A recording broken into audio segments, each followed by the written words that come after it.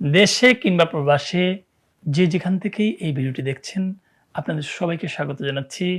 আমি এমজুয়েল Ahmed, advocate, Bangladesh supreme court.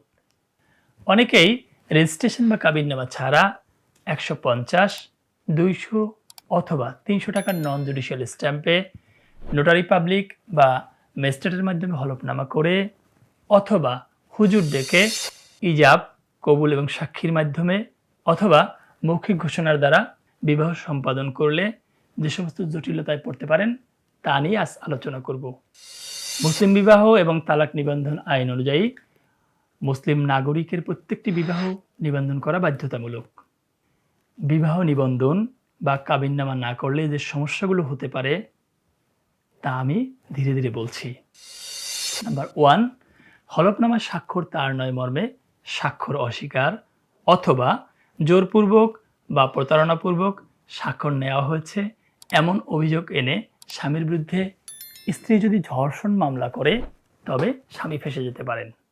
এক্ষেত্রে সন্তান থাকলে সন্তানের পরিচয় ও বৈধতা নিয়েও জটিলতা তৈরি হতে পারে। এমন পরিস্থিতিতে স্বামী যদি মারা যায় তবে স্বামীর সম্পত্তি হতে স্ত্রী ও সন্তান বা সন্তানরা বঞ্চিত হতে পারেন। নাম্বার 2, যদি স্বামী বা স্বামীর পরিবার যৌতুক দাবি করে অথবা শারীরিক ও মানসিক নির্যাতন করে তবে স্বামী বিবাহ অস্বীকার করলে স্ত্রীর জন্য বিবাহকে প্রমাণ করা খুবই কঠিন হয়ে পড়তে পারে।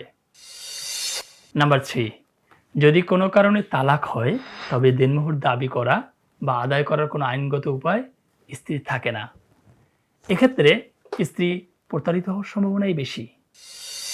নাম্বার 4, স্বামী বা স্ত্রী কেউ যদি মারা যায় তবে অন্য পক্ষের সম্পত্তির দাবি প্রতিষ্ঠিত করা বা সম্পত্তি আদায় করা মুশকিল হয়ে যেতে পারে। সন্তান থাকলে সন্তানের জন্ম নিবন্ধন ও উত্তরাধিকার নিয়েও জটিলতা দেখা দিতে পারে। নাম্বার 5, একসাথে বিদেশে যেতে চাইলে স্পাউস ভিসার আবেদনের জন্য ম্যারেজ সার্টিফিকেট প্রয়োজন। বিবাহ রেজিস্ট্রেশন বা কাবিননামা না থাকলে ম্যারেজ সার্টিফিকেট পাওয়া কোনোভাবেই সম্ভব নয়। তাই স্পাউস ভিসার জন্য আবেদন করতে পারবেন না। সেক্ষেত্রে একান্ত ইচ্ছা থাকলেও একসাথে বিদেশে যেতে পারবেন না। মুসলিম রীতি মেনে ইজাব, কবুল এবং সাক্ষীর মাধ্যমে বিবাহ করলে তা সম্পূর্ণ বৈধ। এমনকি মৌখিক ঘোষণার দ্বারা বিবাহ করলেও ইসলামে তা স্বীকৃত। এক্ষেত্রে রেজিস্ট্রেশন বা কাবিননামার বাধ্যবাধকতা একদমই নেই। হিন্দু বিবাহের ক্ষেত্রে কিছু সুনির্দিষ্ট ধর্মীয় রীতি যা অবশ্যই মানতে হবে, যেমন কন্যাদান, সপ্তপদী অথবা 7 পাক ঘোরা বা হাঁটা, অগ্নিসাক্ষী ও মন্ত্রপাঠ। পুরোহিত বা ব্রাহ্মণ বিয়ের অনুষ্ঠানটি পরিচালনা করবেন। বয়সের ব্যাপারটিও এখানে অনেক গুরুত্বপূর্ণ।